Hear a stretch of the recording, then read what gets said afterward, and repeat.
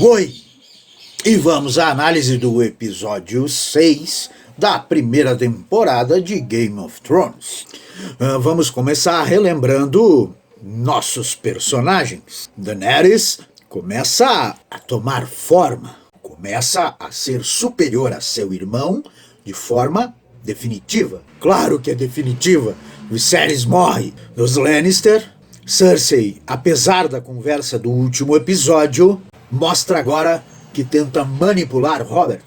Jaime sumiu e Tyrion, este sim, mostra que é bastante inteligente e cria uma situação que constrange ele e o liberta. Bran tem mais uma visão do Corvo de Três Olhos, o que nos dá uma dica da onde vai parar. Arya e Sansa têm uma leve briguinha entre irmãs sobre o destino delas, mais do mesmo sobre Jon. E se tem algum Stark que merece uma referência que até agora não teve, é Robb. Robb continua inexpressivo na sua tentativa de ser expressivo. Agora vamos às frases. E embora este episódio tenha menos, tem algumas que eu particularmente gosto. Tenho que colocar em prática essas camisetas. Logo na primeira cena, uma frase provocante, uma frase machista. Cersei diz ao rei Robert, seu marido: você deveria usar o vestido e eu a armadura. Ou o inverso, enfim. O que importa é que pode parecer que a Cersei se auto-intitula a frágil da relação, mas o que no meu ponto de vista ela faz, e o faz com muita propriedade, é usar aquilo que Robert entende, o machismo, para tentar manipulá-lo. Ela sabe que é mais forte que o Robert. Ela sabe que ela não é o sexo frágil, mas ela usa para manipulá-lo. Mostra sua inteligência. Outra frase que eu adoro é do líder Ned Stark, que diz: ela não fez nada que eu não tenha ordenado. Reprisem os episódios. Quando Catelyn sai de King's Landing, do Porto Real, nem ela nem Ned imaginavam encontrar Tyrion. Portanto, a prisão de Tyrion no meio do caminho, naquela estalagem, não era o roteiro adequado que eles tinham pensado. Portanto, não havia uma ordem explícita sobre isso. Embora Ned já tenha claro de que não faz a menor questão de preservar os Lannister. Já pede a prisão de Jaime, que neste episódio sumiu. Então a frase de Ned mostra aquele líder que defende os seus, independente da situação. O verdadeiro líder. Uma outra conversa entre Theon Greyjoy e Robb, que aliás o Robb está cada vez mais fraquinho. Quando Theon fala de sangue por sangue, Robb responde: você está falando de guerra e eu estou falando de justiça.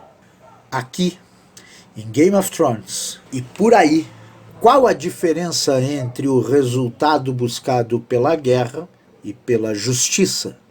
Um é o domínio pela bala, pela força. O outro é o domínio disfarçado de ética, de lei, de contrato social. E mais uma: como pode ser rápida como uma cobra, silenciosa como uma sombra, se estiver em outro lugar? Sírio Forel fala exatamente para a Arya quando ela tenta treinar com a cabeça em outro lugar. O que ele quer dizer é que concentre-se, tenha foco naquilo que você precisa, principalmente quando se trata de luta, seja ela física ou não. E aí ele termina com uma frase de efeito. Essa merecia uma boa camiseta negra com o rosto dele em cinza e uma frase printada em madeira. Só existe uma coisa a dizer para a morte: hoje não. Essa é de Jorah Mormont assistindo mais um ritual. Ela é verdadeiramente uma rainha. Isto mostra como Daenerys já domina os Dothraki, não pela força, mas pela empatia. Na cena seguinte, é vez de Viserys.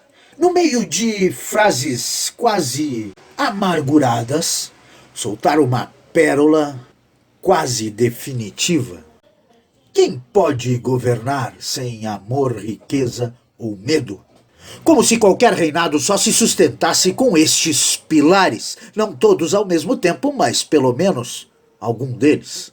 Ou por medo, como gosta Robert, ou por riqueza, como os ingleses gostam, ou por amor, como...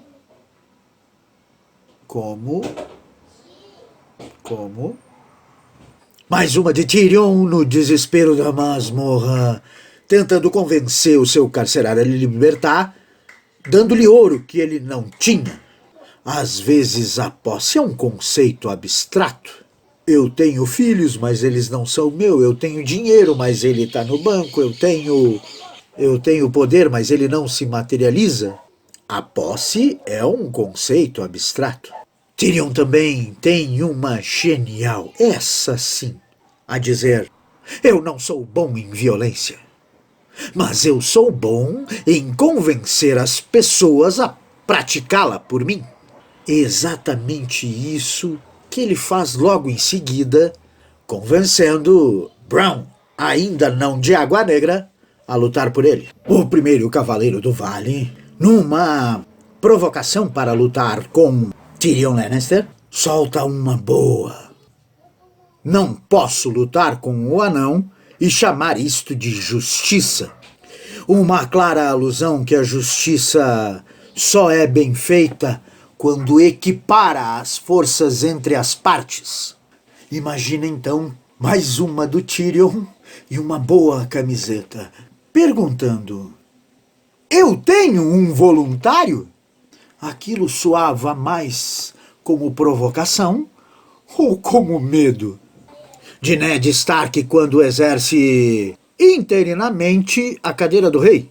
Eu não posso lhe devolver as suas casas, não posso ressuscitar os mortos, mas talvez eu possa lhe dar justiça. O que é dar justiça a alguém na situação daquele sujeito que perdeu sua casa, suas mulheres, suas crianças? Lord Baelish, o Mindinho, no final desta sessão diz ao Ned: o ouro ganha guerras, não são soldados que ganham guerras. A resposta de Ned não merece uma camiseta, mas é genial. Se o dinheiro ganha guerras, por que Tywin Lannister, o homem mais rico de toda a série, não é rei? E sim, o bravo soldado do martelo, Robert Baratheon. Eu não sei a resposta. Ao sair do castelo do Vale e fugir de vez da Porta da Lua, Tyrion entrega moedas de ouros para o seu carcereiro com a frase: um Lannister sempre paga suas dívidas. E assim vamos para mais uma frase de um Lannister. Dessa vez, o mais odiado Lannister de toda a série, Joffrey. Se bem que o Tywin pede com as duas mãos. Joffrey entrega um colar com um pingente a Sansa com a frase: você será uma rainha. É apropriado que se pareça com uma. Perceba que há aqui a clara demonstração do que é o conservadorismo medieval e que resiste muitas vezes até hoje. Não basta ser, você tem que parecer ser. Viva desde a sua infância como um rei ou uma rainha e será muito mais fácil ser quando crescer.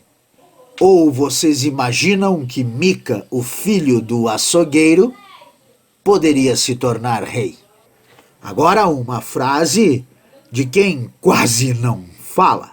Khal Drogo, uma coroa para um rei, diz ele ao entregar ouro derretido sobre Viserys.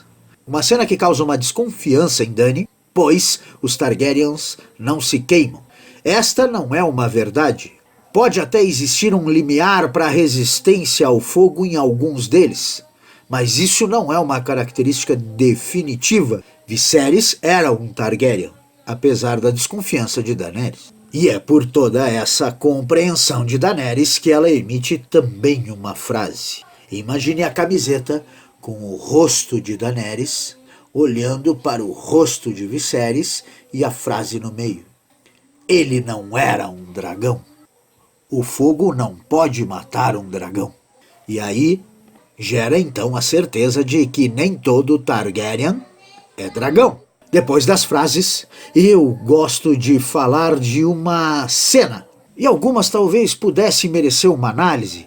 Como eu disse, a cena entre um Baratheon, um Lannister e um Stark, fortes como Ned, Robert e Cersei, mereciam um destaque, assim como também a genialidade de Tyrion para sair da prisão. Mas o que eu chamo a atenção neste episódio é quando Hodor interrompe o sonho de Bran, entra no quarto com uma sela de um cavalo. Bran olha para aquilo e pela primeira vez depois do acidente perde a amargura e sorri de forma infantil, alegre, como quem vai dominar o mundo. O sorriso de Bran é algo digno de um ator de verdade. Não sei se aquele menino se tornará um grande ator, mas naquele momento, merece o meu destaque. Vamos ao episódio 7. Continuo tentando linkar vocês às outras histórias através de um link aí para o canal do YouTube.